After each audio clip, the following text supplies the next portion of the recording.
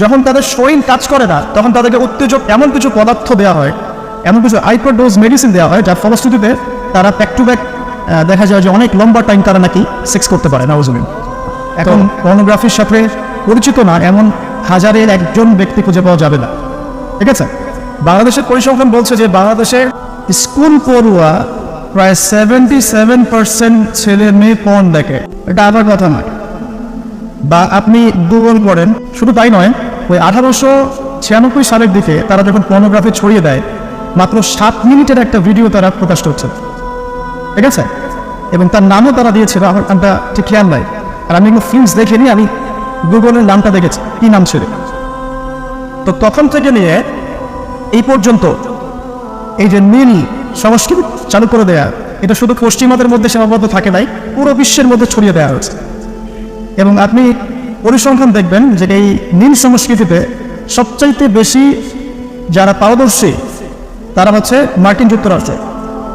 এবং এই blue films পুরো বিশ্বে একটা ইন্ডাস্ট্রি চালু করেছে, এর নাম হচ্ছে পর্ন ইন্ডাস্ট্রি, ঠিক আছে? এবং আপনি এবার শুনলে অবাক হবেন যে এই পর্ন ইন্ডাস্ট্রি প্রতি বছরে $97 বিলিয়ন ব্যবসা করে। $97 বিলিয়ন ব্যবসা করে পর্ন ইন্ডাস্ট্রি সারা ওয়ার্ল্ডে। 1 বিলিয়ন সমান কত? 100 কোটি।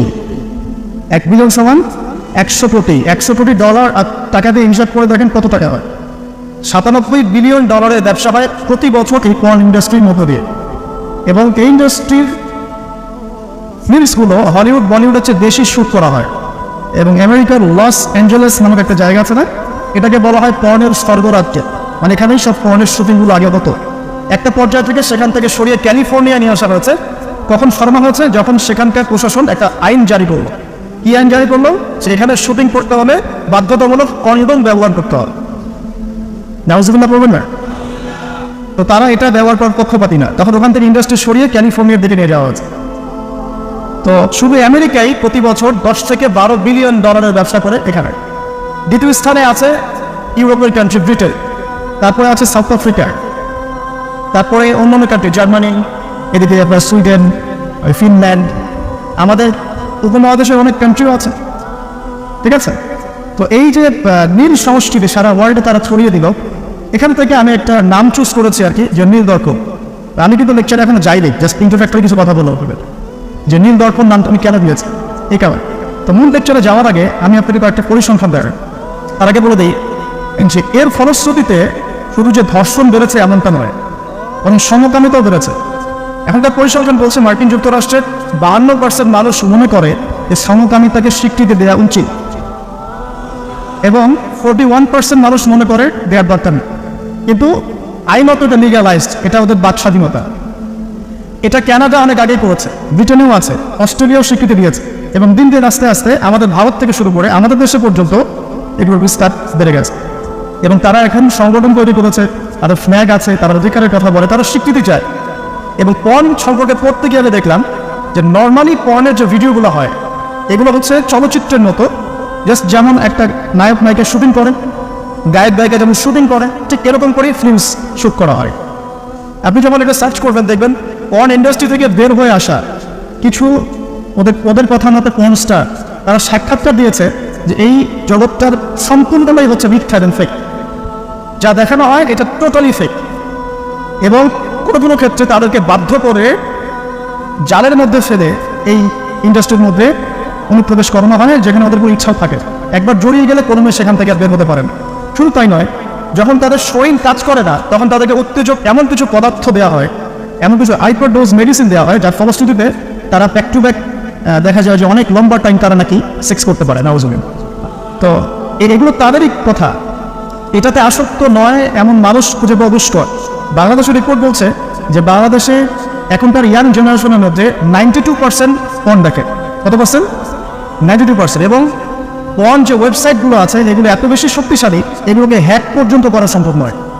2014 সালে বাংলাদেশের গভর্নমেন্ট যে ছিল আমি জানি না, আমি আসলে এদিকে পলিটিক্সের খবর আসি না, তারা 244টা পর্ন সাইটকে বন্ধ করে দিয়েছে। কিন্তু এমন একটা অ্যাক্সেস তারপরেও চালু ছিল যে অন্য থ্রু দিয়ে এগুলোতে ভিজিট করা যেত। সবচেয়ে বেশি পর্ন সাইট যেগুলোতে ভিজিট করা হয় তার মধ্যে এই সাবকন্টিনেন্ট বা ভারতবর্ষ উন্নত, ঠিক আছে? তো এগুলোর ফলশ্রুতিতে শুধু ধর্ষণ বেড়েছে এমন নয়, বরং সমকামিতাও বেড়েছে। এবং দেখা যাচ্ছে যে এখন প্রতি 10 জন মানুষের মধ্যে একজন নাকি, এটা রিপোর্ট, প্রতি 10 জনের মধ্যে নাকি একজন বিপরীত লিঙ্গের দিকে নয় বরং স্বলিঙ্গের দিকে আকর্ষিত হচ্ছে। এবং এই মহামারীগুলো দিন দিন বাড়ছে। আমি যখন লেকচার শেষ করবো তখন আপনাকে আমি কিছু হাদিস শোনাবো নবী সাল্লাল্লাহু আলাইহি ওয়াসাল্লামের এই যুগ সম্পর্কে কিছু ভবিষ্যৎ করে, তখন আপনি মিলাতে পারবেন ইনশাআল্লাহ যে আসলে নবী সাল্লাল্লাহু আলাইহি ওয়াসাল্লাম কোন যুগটা সম্পর্কে সতর্ক বলছেন। তো মূল লেকচারে যাওয়ার আগে আমি আপনাদের কিছু পরিসংখ্যান শোনাচ্ছি, একটু মনোযোগ দিয়ে শুনুন। যে সভ্যতার কথা আমি আপনাদেরকে বললাম ওই সভ্যতার কিছু পরিসংখ্যান উল্লেখ করে আমি আপনাদেরকে লেকচারের সামনে দেখে দেবো ইনশাআল্লাহ তাআলা। একটা রিপোর্ট বলছে, এটা দৈনিক জনকণ্ঠকে ছাপানো হয়েছিল, এটা ছাপানো হয়েছিল 16 অক্টোবর 2020-এ, যে তারা ওয়ার্ল্ডের টপ 10 যে কান্ট্রিজ ধর্ষণের দিক থেকে, নারী নির্যাতনের দিক থেকে এদের একটা তালিকা তৈরি করে। এবং এই তালিকায় একটু গেস করেন কোন দেশ টপে আছে? যে বলেন, বুঝতে পারছি না, ইন্ডিয়াটা সবচেয়ে টপে আছে ইউএসএ। ঠিক আছে, আমি আপনাকে পরিসংখ্যান দেখাচ্ছি, তারপরে আমি মূল লেকচারে যাবো ইনশাআল্লাহ। যে দেখা যাচ্ছে পুরো ইউরোপের, পুরো পশ্চিমা সভ্যতা ইউরোপের যারা হচ্ছে এখনকার মধ্যবিত্ত কান্ট্রিগুলোর, উন্নয়নশীল কান্ট্রিগুলোর রোল মডেল বলি আমরা, তাই না? আমরা তো সবখানে ইউরোপ বানাতে চাই। ইভেন আমাদের দেখা যায় অনেক ক্ষেত্রে মিডল ইস্টের, মধ্যপ্রাচ্যের কোনো কোনো কান্ট্রির লিডার বলছে যে আমরা এত সালের মধ্যে মধ্যপ্রাচ্যকে ইউরোপ বানিয়ে ফেলবো। ঠিক আছে, তো আমরা ইউরোপ বানাতে চাই। তো ইউরোপে দেখা যায় যে 15 বছরের কম, পুরো ইউরোপে 15 বছরের কম 33% মেয়ে 15 বছরের আগেই কারো না কারো দ্বারা শারীরিক নির্যাতনের শিকার হয়েছে, যৌন নির্যাতনের শিকার হয়েছে। আচ্ছা, সামনে আসেন। আমাদের পার্শ্ববর্তী দেশ ভারতের কথা এসেছে এখানে, যে প্রতি 22 মিনিটে একটা করে মেয়ে ভারতের নির্যাতনের শিকার হয়, যৌন নির্যাতনের শিকার হয়। বাংলাদেশের সংখ্যাটা কত এটা আপনারা বের করবেন, আমি পরে দেখছি। শীর্ষ 10-এর তালিকায় প্রথমে আছে আমেরিকা, যেখানে বলা হচ্ছে যে 99% পুরুষ, 99% পুরুষ এরা উন্মুক্ত যৌন বিষয়গুলোতে আগ্রহী। ঠিক আছে, 1% পুরুষ চাচ্ছে যে ফ্যামিলি হোক, নর্মাল আমি ইসলামিক যেটা চিন্তা করি, ফ্যামিলি হোক, বিয়ে শাদী হোক, তারপরে বাচ্চা কাচ্চা হবে, এটা তারা 1% মানুষ চায়। ফ্রি সেক্সুয়াল যে রেভলিউশন, এটাতে 99% পুরুষ বিশ্বাস করে। তারপরে আসেন, তারা বলছেন যে এখানে আমেরিকাতে প্রতি 6 জন মেয়ের মধ্যে একজন ধর্ষণের শিকার হয়, প্রতি 6 জন মেয়ের মধ্যে একজন ধর্ষণের শিকার হন। এবং যে পরিসংখ্যানগুলো করা হয়েছে এটা মাত্র 16% কেসের ভিত্তিতে, বাকিটা কেসই করেন। যারা কেস করেছে, এই কাগজপত্র আছে, এর মধ্যে দেখা যায় প্রতি 6 জনের একজন ধর্ষণের শিকার হয়। তো এরপরে দ্বিতীয় নাম্বার তালিকা আনা হচ্ছে সাউথ আফ্রিকার, দক্ষিণ আফ্রিকা। এটাকে বলা হয় ধর্ষণের রাজধানী। কি বলা হয়? ধর্ষণের রাজধানী।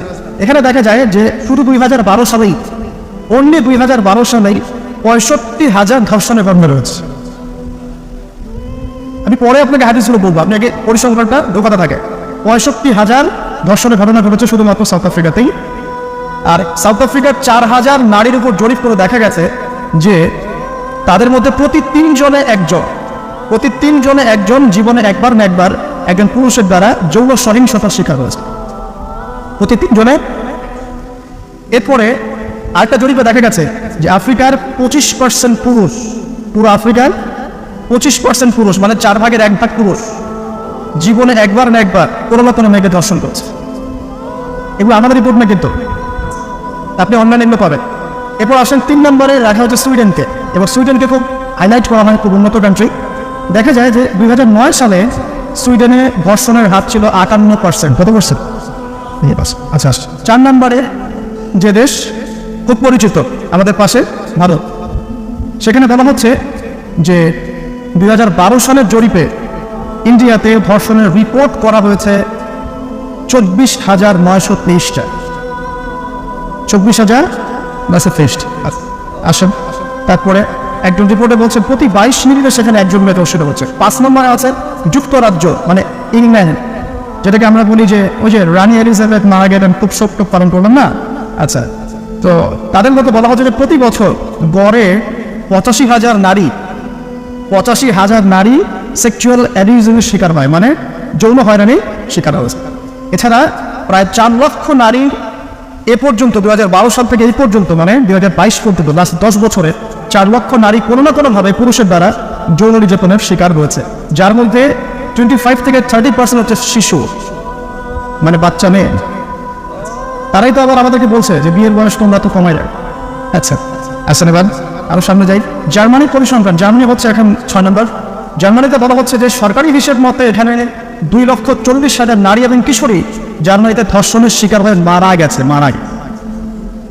এই পর্যন্ত হিস্ট্রি। তারপরে আরেকজন হিসাবে বলছেন যে প্রযুক্তিতে জার্মানি এগিয়ে আছে ঠিকই, তবে 65,07,394 জন নারী এই পর্যন্ত জার্মানিতে ধর্ষণের শিকার হয়েছে, পুলিশের নথিতে রিপোর্ট আছে। আসল সামনে এটা গেল জার্মানির কথা। এরপর ফ্রান্সের সেম কথা, 75,000 নারী প্রতি বছর ধর্ষণের শিকার হচ্ছে, যাদের মধ্যে 10% হচ্ছে শিশু। এবং কানাডার কথাও এখানে আছে, কানাডাও লিস্টের মধ্যে হচ্ছে 8 নম্বরে, যেখানে বলা হচ্ছে এই পর্যন্ত 25,16,918 জন রিপোর্ট করেছে। এবার বলতে থাকে শেষ হবে না। 9 নম্বর আছে শ্রীলঙ্কা এবং 10 নম্বরে আছে ইথিওপিয়া। এই হলো 10টা দেশের তালিকা। আলহামদুলিল্লাহ এখানে বাংলাদেশের নাম নাই। শুধু তাই না, বাংলাদেশ না, এই টপ 10 এর মধ্যে কোনো মুসলিম কান্ট্রির নাম নাই। ঠিক আছে, তো এরপরেও তারা দেখবেন বোরখা, হিজাব, নারীর স্বাধীনতা, নারীকে লুকিয়ে রাখছো, হ্যাঁ তোমরা পোশাক নিয়ে বেশি কথা বলো, বাড়াবে, এই কথাগুলো ওরাই এদেরকে শিখায়।